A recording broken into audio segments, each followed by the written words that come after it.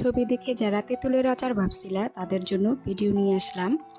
কারণ অনেকেই ভাবছিল এটা তেঁতুলের আচার, তো দেখে নাও এটা কিসের আচার ছিল। এটা ছিল জলপাইয়ের আচার। তো আমি এখানে জলপাই সিদ্ধ করতে দিয়ে দিলাম। আর আচার করার জন্য যে মশলাটা লাগবে সেটা আমি ভেজে নেব। এটা ছিল বাসায় তৈরি একটা পাঁচফোড়ন মশলা। তো জলপাই সিদ্ধ শেষ, এবার সুন্দর করে ম্যাশ করে নেব আর কিছু রসুন কুচি করে নেব। তো ম্যাশ করা শেষ, এবার চুলায় সরিষার তেলে আস্ত শুকনা মরিচ আর আস্ত পাঁচফোড়নের মধ্যে সুন্দর করে ম্যাশ করা জলপাইগুলো দিয়ে সুন্দর করে নেড়ে চেড়ে নেব। নেড়ে চেড়ে নেওয়ার পর এখানে কিছু সামান্য মশলা অ্যাড করব, আর তা হচ্ছে একটু হলুদ গুঁড়া, মরিচ গুঁড়া আর লবণ। তো এগুলো সুন্দর করে মেশানোর পর আমরা এখানে বেশ কিছুটা চিনি দিয়ে দেব, যেহেতু টক ফল জলপাই তো এখানে অনেকটুকু চিনি লাগবে। আমি প্রায় 1 কেজি সমান চিনি দিয়ে দিয়েছিলাম। চিনিগুলো গলে আসলে তারপর এখানে কুচি করা রসুনগুলো দিয়ে দিব। রসুনের ঘ্রাণে কিন্তু জলপাইয়ের আচারটা অনেক সুন্দর হয়।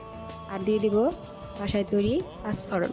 তো এগুলো সবগুলো মশলা দিয়ে দেওয়ার পর সুন্দর করে নেড়ে চেড়ে নিব।